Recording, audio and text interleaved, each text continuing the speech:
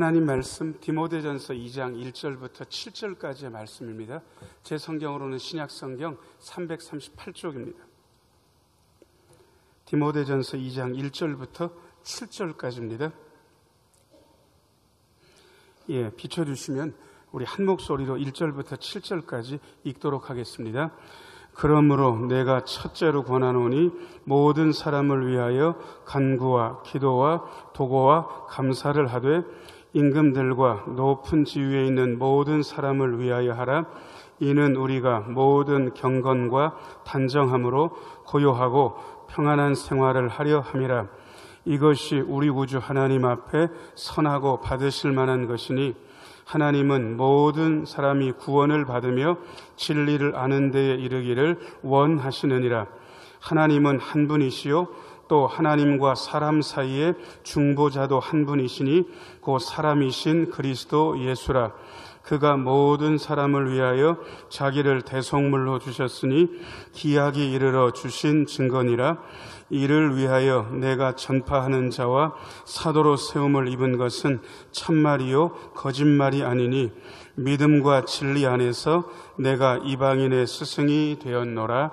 아멘. 잠시 기도하고 하나님 말씀 듣습니다. 은혜로우신 주님, 이 시간 말씀하여 주시고 주의 말씀으로 우리의 심령을 사로잡아 주옵소서. 말씀을 들으며 마음속에 새로운 믿음의 다짐과 격려가 있게 하여 주옵소서. 예수님 이름으로 기도하옵나이다. 아멘. 오늘 3부 예배 나오신 모든 분들 하나님의 은혜 가득하기를 축원합니다.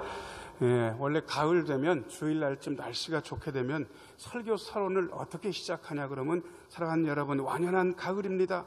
하늘은 높고 말이 살찌는 천고마비의 계절입니다. 이 가을에도 여러분과 함께 예배할 수 있어서 너무 좋습니다. 이렇게 하면 굉장히 기분 좋잖아요. 그런데 태풍이 올라오는 바람에 하늘이 높은 건 알겠는데 별로 높지도 않은 것 같고 날씨는 굳고 그리고 말이 살찐다고 그러는데 말은 보지도 못하고 정목사는 살찌는 것 같고 이러면 곤란하죠. 근데 저는 가을이 될 때마다 세상 사람들이 얘기하는 것 들으면서 일면은 맞다라는 생각을 하게 됩니다. 가을은 뭐의 계절? 독자로 시작되는데 가을은 뭐의 계절? 독서의 계절. 근데 그 독서의 계절 할 때 저는 딴 생각은 잘 안 나고요. 가을 되면 성경책 많이 읽고 기도 많이 할 수 있는 말씀과 기도의 계절이다라는 생각을 늘 하게 됩니다. 여름 동안에 엄청 바쁘기도 하고 괴롭기도 하고 힘들기도 했지만 여름 다 지나고 마음 모두어서 우리 한 주간 특별 새벽 기도했습니다. 나라 사랑 주제로 뜨겁게 기도도 했고 말씀도 들었습니다. 이제 가을에 어떻게 보낼 것인가? 자, 저를 따라서 하세요. 이 가을은 말씀과 기도의 계절입니다. 성경 말씀도 많이 읽고 기도도 할 수 있는 거죠. 오늘 성경 말씀은 그야말로 유명한 부분입니다. 왜 그러냐 그러면 사도 바울은 신약 성경의 절반 쓰신 분입니다. 이분은 그야말로 선교사로서 그리고 목회자로도 이력이 대단한 분이거든요. 근데 이분이 선교 사역하면서 그야말로 자기 아들이라고 할 만한 그러한 유명한 인재 둘을 거뒀습니다. 그게 누구냐 그러면 한 분은 디모데고 한 분은 디도입니다. 성격도 조금 다릅니다. 디모데는 조금 더 찬찬하고 조금 어떻게 보면 온순했던 것 같고 디도는 조금 성격이 다르다는 느낌을 갖게 됩니다. 그런데 목회 그야말로 30-40년 한 사도 바울이 보니까 자기 제자 믿음의 아들들이라고 알려져 있는 디모데는 에베소에서 디도는 크레타에서 목회를 하는데 목회가 만만치 않은 거예요. 그래서 목회 선배로서 목회는 이렇게 하는 것이다. 신앙생활은 이렇게 하는 것이다. 목회 조언을 한 편지가 디모데 전서, 후서, 디도서입니다. 그래서 신학자들은 이 책들을 목회 서신이라고 그렇게 얘기를 하는데 이건 되게 딱딱하게 느껴지고요. 어떤 목사님이 이 목회 서신을 믿음의 아들들에게 남긴 편지라고 그렇게 별명으로 부르는 걸 보고 저는 괜찮다는 생각을 했습니다. 자, 저를 따라서 하세요. 믿음의 아들들에게 남긴 편지. 예전에는 내 믿음의 아버지, 믿음의 어머니, 믿음의 아들 얘기를 많이 했는데 요새는 요 말 쓰기가 굉장히 곤란합니다. 왜냐 그러면 일껏 믿음의 아버지로 여기고 믿음의 어머니로 여겼는데 세상에 말년이 되면서 이분이 이상해진 거예요. 그래가지고 믿음의 아버지 어머니라고 부르기에는 굉장히 이상해져가지고 마음 아픈 일도 있고, 심지어 믿음의 아버지 어머니는 괜찮은데 믿음의 아들 딸이라고 그렇게 해서 뒤에서 기도를 일승했는데 이 믿음의 아들 딸이 변질돼가지고 이상하게 바뀌는 걸 보면서 함부로 믿음의 아버지 믿음의 어머니라고 불러드리기도 어렵고 믿음의 아들, 딸이라고 하기도 어려운 때가 됐습니다. 그러나 사도 바울은 충분히 마지막까지 그야말로 면류관 받기 위해서 애쓰다가 순교하셨고, 디도도 아름답게 하나님의 사역자로 그렇게 마무리했기 때문에 충분히 그런 표현을 써도 좋으리라 생각합니다. 어떻게 보면 저 같은 젊은 목사한테 선배 목사님이 조언하는 팁 같은 그러한 느낌으로 이 디모데전서를 읽어도 되지만, 저는 읽으면 읽을수록 이 디모데 전서의 말씀이 저 같은 젊은 목회자한테만 해당되는 말씀이 아니고 여러분들, 우리 모두에게 해당되는 믿음의 조언이라는 생각을 하게 됩니다. 읽어보면 읽어볼수록 그런 거예요. 오늘 이 믿음의 조언, 특별히 무엇 우선해서 말씀하시는지 말씀드리려고 합니다. 첫 번째 비춰주실래요? 자, 저를 따라서 하세요. 우선적으로 기도하라고 권면합니다.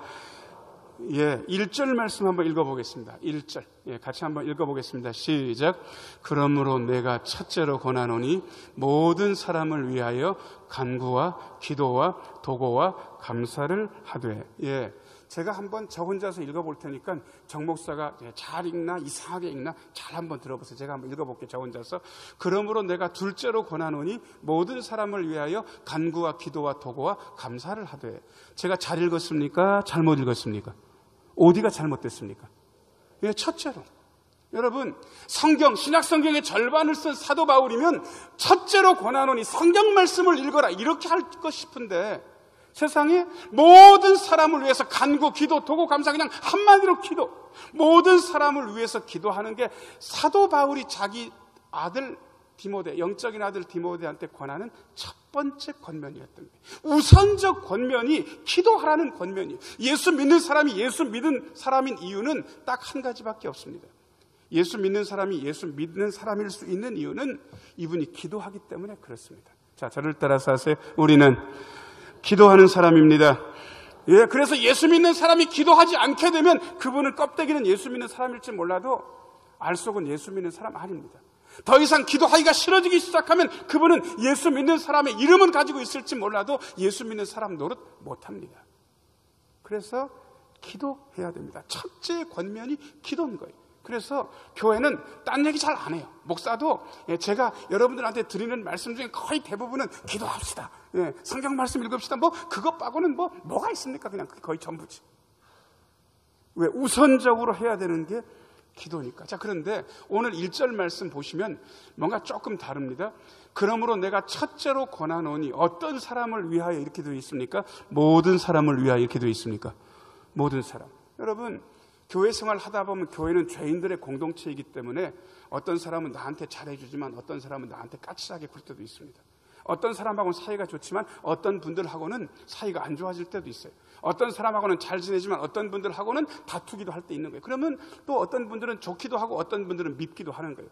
좋은 분들 위해서 기도하는 거야 뭐가 어렵겠습니까? 기도하면 되지. 그런데 미운 사람을 위해서 기도하려고 보니까 기도하기도 싫고 기도하면서도 이상한 거예요. 그래서 어떤 때 하나님, 제가 이런 인간 때문에 기도해야 됩니까? 저는 패스. 이렇게 할 가능성도 있는 거예요.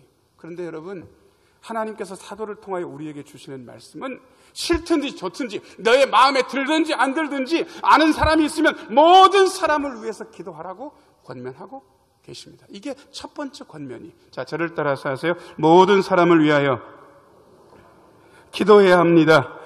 여러분, 거슬리든지 거슬리지 않든지 간에 그분 위해서 기도해야 되는 거예요. 자, 그런데 기도의 표현들이 오늘 4단어가 나오는데 익숙한 단어도 있고 익숙하지 않은 단어도 있습니다.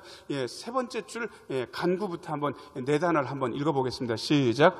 간구, 기도와 도고와 감사. 간구도 알겠고 기도도 알겠고 감사도 알겠는데 도고는 뭐야? 여러분, 도고가 뭐냐 그러면 우리가 다른 사람을 위해서 드리는 기도. 아는 분들을 위해서, 타인들을 위해서 드리는 기도. 우리는 도고기도란 말 안 쓰고 중자로 시작되는 그런 기도 제목을 알고 있는데 뭐라 그럽니까? 중보기도라 그러는데, 이 중보기도란 말이 적절치 않다고 신학자들이 그전부터 주장을 했기 때문에 이 말 쓰기가 쉽지는 않습니다. 5절 말씀 한번 읽어보겠습니다. 5절입니다. 5절. 5절 같이 한번 읽겠습니다. 시작. 하나님은 한 분이시요 또 하나님과 사람 사이에 중보자도 한 분이시니 곧 사람이신 그리스도 예수라. 세 번째 줄 보니까 중보자는 두 분입니까? 한 분입니까? 그러니까 예수님이 우리를 위해서 기도하면 그건 중보 기도에 당연히 중보자이신 분이 기도하는 거니까 중보 기도가 맞는데, 우리는 예수님도 아니면서 우리가 다른 사람 위해서 기도한다고 중보 기도라고 쓰면 안 되지 않느냐라고 의문을 제기하는 분들이 많았다는 거예요. 저도 그분들의 진정을 이해합니다. 그래서 제가 어느 날 수요 기도의 시간에 우리 다 같이 다른 사람들을 위해서 도고 기도합시다 이랬더니요, 밑에서 웅성웅성 하는 거예요. 그럼 중보 기도라고 하면 되지 않는가. 이 도고 기도가 다른 사람들을 위한 기도인데, 여러분, 이 도고 기도라는 말은 쓰는 사람이 별로 없는 거예요. 그래서 그냥 저는 편안하게 생각하기로 했습니다. 중보자이신 예수님이 한 분도 맞고, 그분이 드리는 기도가 중보 기도도 맞긴 맞지만 우리는 예수님 품고 기도하는 거고, 예수님의 마음 가지고 딴 분들을 위해서 기도하는 거니까 중보 기도라고 붙인다고 해서 틀린 건 아닐 것 같다. 그래서 그냥 중보 기도라는 말을 거침없이 씁니다. 그러니까 여러분, 용어에 붙잡히지 마시고 그냥 딴 분들을 위해서 기도한다고 생각하시면 되는데, 자, 1절 말씀 다시 한번 비춰줘 보세요. 우리는 기도의 내용을 이렇게 분해를 해보게 되면 거의 기도가요, 주옵소서, 주소서, 해주옵소서 뭐 이렇게 끝납니다. 그러니까 간구도 많고 기도도 많은데 딴 분들을 위해서 기도하는 건 없진 않은데, 죄송합니다. 절 좀 보세요. 찔끔, 도고 찔끔, 중보 찔끔. 그 다음에 달라는 요청과 청원사항은 많은데 감사가 없는 건 아니에요. 그런데 감사도 저 좀 보세요. 쬐끔. 여러분, 기도에 대해서 표현하면서 간구, 기도, 도고, 감사 이렇게 딴 쓰니까 그냥 퍼센티지로 우리의 기도를 정확한 비율로 분할하면 간구 4분의 1, 기도 4분의 1, 도고 4분의 1, 감사 4분의 1. 아니, 비율은 대충 맞춰야 되는 거 아니겠습니까? 음식할 때도 레시피가 중요한데 기도할 때도 레시피에 따라서 정확하게 비율 정도는 맞춰야 되는데 우리는 너무 도고와 감사가 적지 않냐 하는 생각을 해보게 되는 거예요. 그래서 여러분들한테 제안합니다. 여러분들이 간구도 많이 하시고 기도도 많이 하시는 걸 알고 있지만 저는 여러분들이 다른 분들을 위해서 기도하는 도고, 중보를 많이 하셨으면 좋겠어요. 감사는 얘기할 것도 없습니다. 자, 저를 따라서 하세요. 도고를 더 많이 합시다. 확실히 도고가 어려워요. 도고를 그러니까 여러분 목소리가 확 줄어들었잖아요. 자, 다시 한번 중보를 더 많이 합시다. 한 번만 더요. 감사를 더 많이 합시다.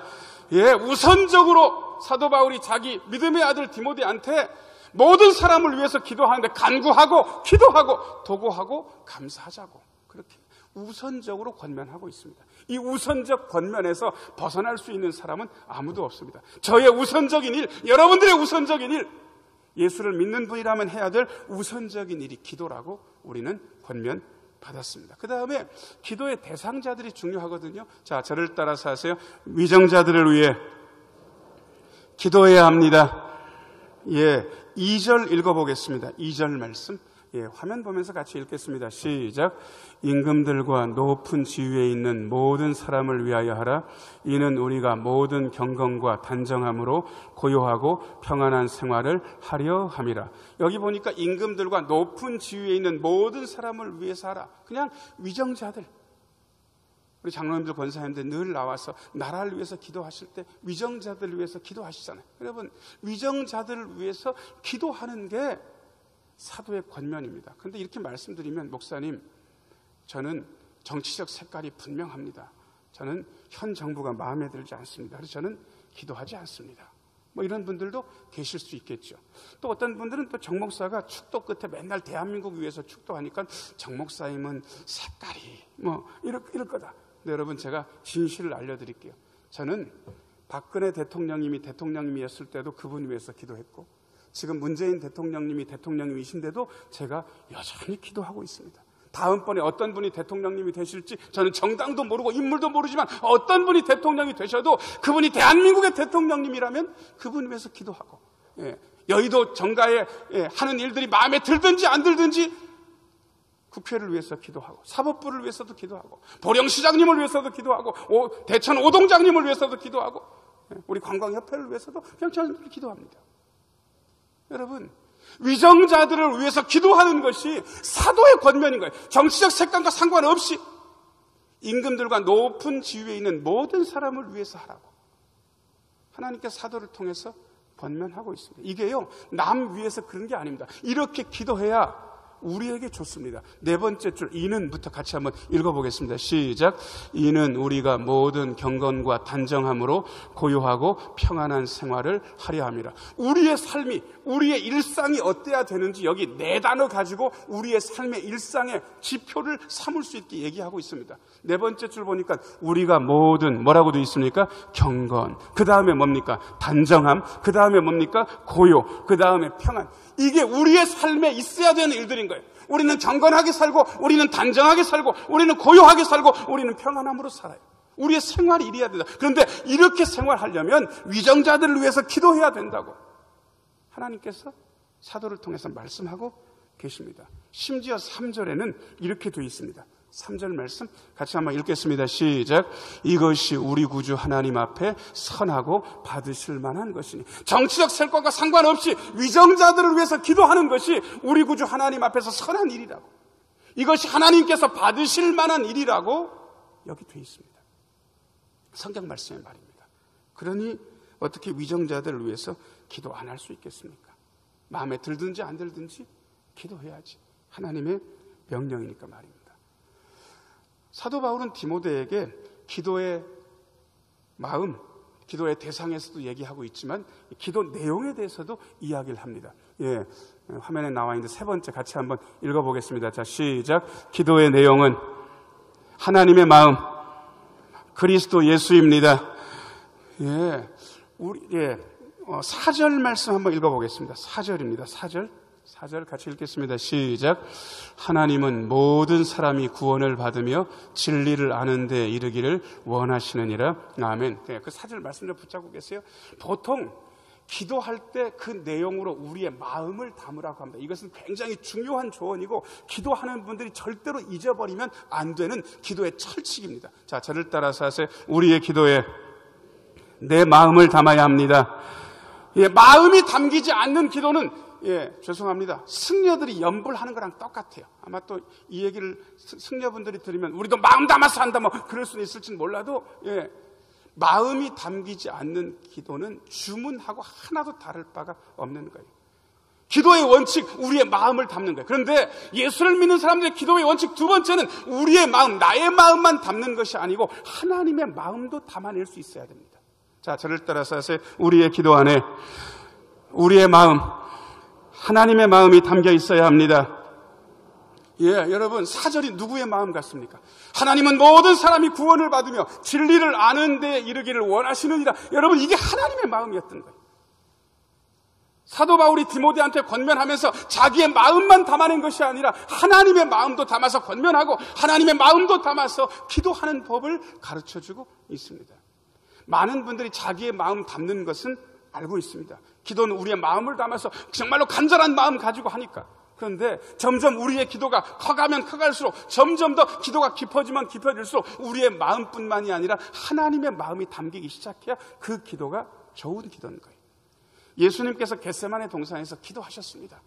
당신의 마음을 담아서 하나님, 할 수만 있으면 이 잔을 내게서 옮겨주옵소서. 그야말로 예수님의 진정이 담긴 기도를 겟세마네 동산에서 드렸습니다. 그런데 바로 이어서 뭐라고 말씀하셨는지 여러분들이 알고 계십니다. 하나님, 그러나 내 원대로 마시고 아버지의 원대로 해주옵소서.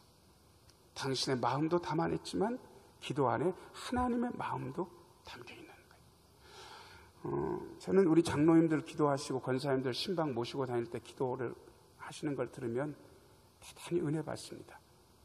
거기에요, 그냥 단순히 그 권사님과 그 장로님의 마음이 담겨있는 것이 아니라 하나님의 마음이 담겨있는 것을 순간순간 느끼기 때문에 그렇습니다. 그래서 기도가 아름답습니다. 자, 저를 따라서 하세요. 우리의 기도에 하나님의 마음이 담기게 하소서. 기도에 하나님의 마음을 담아내는 분들은 기도의 내용도 다르고 기도의 효과도 다르고 기도한 이후의 삶도 다릅니다. 여러분, 그저 내 마음 담는 것으로 끝내지 마세요. 내 마음 담기는 것도 쉽진 않을진 몰라도 내 마음 담고 하나님의 마음도 기도 안에 담아내는 거예요. 하나님은 모든 사람이 구원을 받으며 진리를 아는 데 이르기를 원하신다고 하나님의 마음을 담아서 사도 바울이 권면하고 있고, 이게 우리의 기도의 내용이라 해야 되는 것이죠. 사도 바울은 하나님의 마음, 특별히 그리스도 예수가 담겨 있어야 된다는 사실을 5절, 6절에서 얘기합니다. 5절, 6절 화면 보면서 같이 읽겠습니다. 시작. 하나님은 한 분이시요 또 하나님과 사람 사이에 중보자도 한 분이시니 곧 사람이신 그리스도 예수라. 그가 모든 사람을 위하여 자기를 대속물로 주셨으니 기약이 이르러 주신 증거니라. 아멘. 5절 말씀요. 하나님이 한 분이라는 걸 모르나? 하나님과 사람 사이의 중보자도 한 분인 것을 우리가 모르고 있는, 아니 모른다고 하는 게 아니에요. 일부러 사도 바울은 권면하면서도 하나님의 마음을 담아내고 있고 예수님이 어떤 분인지 복음을 녹여서 당신의 기도와 권면 안에 넣고 있는 거예요. 우리의 기도에 우리의 마음과 우리의 요청이 담겨 있는 거 맞습니다. 저는 그런 기도를 은혜롭게 듣습니다. 그런데 더 은혜로운 기도는 하나님의 마음이 담겨 있는 기도, 더 은혜로운 기도는 우리의 복음의 원천이신 예수 그리스도를 복음으로 녹여낸 다음에 그게 담겨 있는 기도가 아름답고 사람을 살립니다. 저는 그런 기도를 여러 번 들었습니다. 우리 신흥교회 안에서 말입니다. 6절 좀 비춰줘 보세요. 예수님에 대해서 얘기하면서 사도 바울은 이것을 기도의 내용으로 담아냈습니다. 그가 모든 사람을 위하여 자기를 대속물로 주셨다. 모든 사람을 위하여 자기를 대속물로 주셨다. 어떤 사람도 예외 없다. 예수 그리스도의 초청, 신흥교회를 통한 예수님의 초청 안에 어떤 사람도 배제되지 않는다라는 사실이 우리는 6절에서 확인될 수 있는 사실입니다. 이런 모든 사람을 위한 복음의 지평을 기도 안에서 담아낸다면 우리 교회가 추구하는 방향, 우리가 나아가야 될 방향이 어떤 방향인지 우리는 짐작해 보게 됩니다. 누가 그러더라고요. 목사님 교회에 누가 있냐고. 있다고. 나는 그 인간하고 싸워가지고 그 인간 꼴 보기 싫어서 목사님 교회 안 갑니다. 그런 얘기를 제가 어떤 분한테 그냥 상상으로 들었다 그러면 여러분, 그분을 교회 나오기 위해서 그분을 잘라내야 됩니까? 그건 아닐 것 같습니다.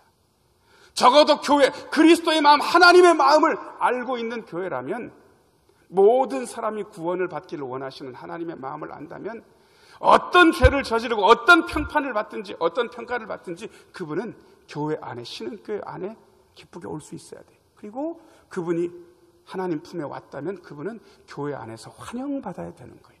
어떤 분이든지 상관없이. 자, 저를 따라서 하세요. 어떤 이들도 교회 안에 올 수 있습니다. 어떤 일도 교회 안에 올 수 있어요. 어떤 일도 교회 안에서 환영받아야 돼요. 어떤 일도 교회 안에서 새 삶을 시작할 수 있어야 되는 거예요. 이게 하나님의 마음이고, 이 하나님의 마음을 가장 절실하게 드러낸 분이 예수님이고, 우리는 우리의 기도의 내용 안에 이 하나님의 마음과 그리스도 예수의 그 마음을 녹여내서 표현할 수 있는 것이죠. 그래서 기도는 아름답고 기도는 귀합니다. 이게 기도의 내용.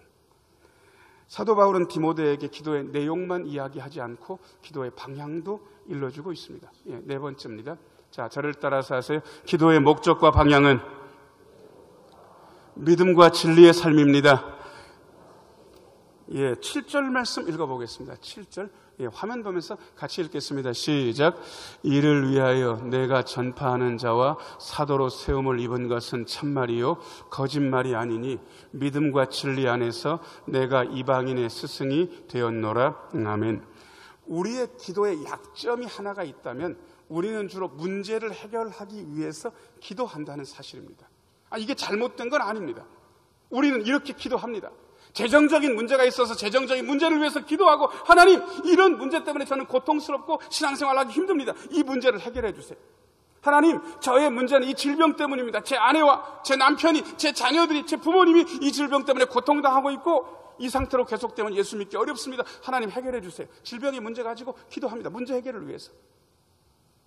자녀들의 길이 열리지 않으면 애타게 눈물 흘리면서 기도합니다. 관계에 문제가 있어도 문제 해결을 위해서 기도합니다. 그런데 여러분, 문제 해결을 위해서 기도하고 문제 해결이 되면 그냥 다 끝난 것으로 아는데 전혀 그렇지 않다는 사실입니다. 어떤 분들은 문제 해결을 위해서 기도했는데 문제가 해결되지 않았기 때문에 나는 응답받지 못했다, 내 기도는 그야말로 거절되었다라고 착각하시는 분들도 계신지 모르겠습니다. 아니요, 순서가 그렇지 않습니다. 많은 분들이 기도가 어떤 식으로 응답되는지에 대한 순서를 헷갈리고 계시는 거예요. 기도는 우리가 알고 있는 문제 해결이 종착역이 아닙니다. 그 중간 단계도 중요합니다. 자, 저를 따라서 하세요. 기도하면 마음이 변합니다. 예, 기도하면 마음이 변하는 거예요. 그 아름답게 변한 마음 그릇에 하나님께서 우리의 문제 해결을 응답으로 담아주시는 거예요. 순서가 정확해야 됩니다. 이걸 그야말로 몸소 체험한 분이 욥입니다. 욥은 다 잃었습니다. 재산도 잃고, 자식도 잃고, 건강도 잃고, 명예, 평판, 신뢰도 잃었고, 심지어 아내도 욥을 인정해 주지 않았어요. 다 잃은 남자. 그야말로 맨 밑바닥. 친구들이 와가지고 욥의 속을 긁어댔습니다. 욥은 한두 마디 하면서 열도 좀 받았습니다. 그리고 이러저러한 얘기를 욥기에서 그야말로 폭풍처럼 쏟아냈습니다. 하나님께서 욥에게 나타나셔서 욥을 위로하실 거라고 여러분들이 생각하시지만 욥한테 나타난 하나님은 대단히 날카로우셨습니다. 야, 너는 대답해라 그러면서 욥이 대답할 수 없는 엄청난 질문 가지고 욥을 몰아세우기 시작합니다. 그 질문 앞에 욥은 단 한 번도 대답할 수 없었습니다. 욥은 그제서야 무릎을 꿇고 이렇게 얘기합니다. 하나님, 제가 잘못했습니다. 제가 알 수 없는 얘기를 너무 많이 했습니다. 제가 다 거두어 드립니다. 제가 티끌과 제 가운데 앉아서 회개하고 이제 하나님을 실제로 뵙고 나니까 더 이상 드릴 말씀이 없습니다. 하나님의 전권을 인정합니다. 그렇게 하나님의 전권을 인정한 욥의 마음에다가 하나님께서 그 다음에 복을 베풀어 주셨습니다. 갑절의 복을 말입니다. 여러분, 이게 순서인 거예요. 이 순서를 어그러뜨리고 나는 문제를 해결을 위해서 기도하고 마음은 하나도 안 변하는데 그저 문제가 해결될 것이다라고 생각하지 마세요. 바늘질 좀 해보셨는지 모르겠습니다. 저희 어렸을 때는 양말도 많이 터져가지고 뒤꿈치 동그랗게 해가지고 기워서 많이 쓰고 그랬는데 요즘은 뭐 터진 양말들 지체 없이 버려가지고 워낙 물자가 흔하니까 그런 것 같습니다. 그런데 바늘질 하는 거 보면 바늘이 먼저 갑니까? 실이 먼저 갑니까? 혹시 바늘질 보신 분 중에 나는 실이 먼저 가고 바늘이 뒤따라가는 것 보셨다는 분 손 한 번 들어보세요. 한 분만 이렇게 계시면. 그런 거 없어요. 영적인 순서가 있는 거예요. 바늘이 먼저 가고 실이 따라가는 것처럼 언제나 하나님께 기도하면 우리의 마음이 변하는 거예요. 마음이 변화되고 그 아름다운 마음 그릇에 하나님께서 기도의 효력, 기도의 응답, 기도의 공효를 부어주시는 거예요. 그러면 그 중간 단계가 뭔가, 다시 그 네 번째 대지 좀 비춰줘 보세요. 기도를 하면 우리의 목적은 단순히 문제 해결이 아니에요. 우리의 기도의 방향은 문제 해결이 아니고 우리가 기도하면서 믿음과 진리의 삶을 살게 되는 거예요. 그 다음에 하나님께서 우리의 문제를 해결하시는 거예요. 자, 저를 따라서 하세요. 기도의 방향은, 기도의 목적은 믿음과 진리의 삶입니다. 믿음과 진리의 삶을 살아내겠다는 결단하고 다짐하면 하나님께서 그 마음 그릇에 복을 부어주시면서 질병도 낫게 하시고 재정적인 문제도 해결하시고 자녀들의 길도 열리게 하시고 관계의 문제도 해결 보시는 거예요. 이게 순서예요. 이 순서를 어그러뜨리면 그 어느 것도 안 돼요. 여러분, 제대로 된 방향을 가지고 반을 가는 거예요. 그 다음에 실 따라갑니다.